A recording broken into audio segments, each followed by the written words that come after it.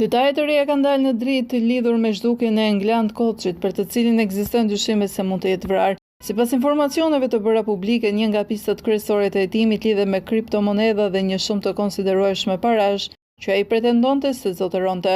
Mësuese Koçi u kishte treguar personave të afër se kishte siguruar rreth 500.000 euro në kriptomonedha. Ky fakt po shihet si një motiv i mundshëm që mund të ketë çuar në zhdukjen e tij.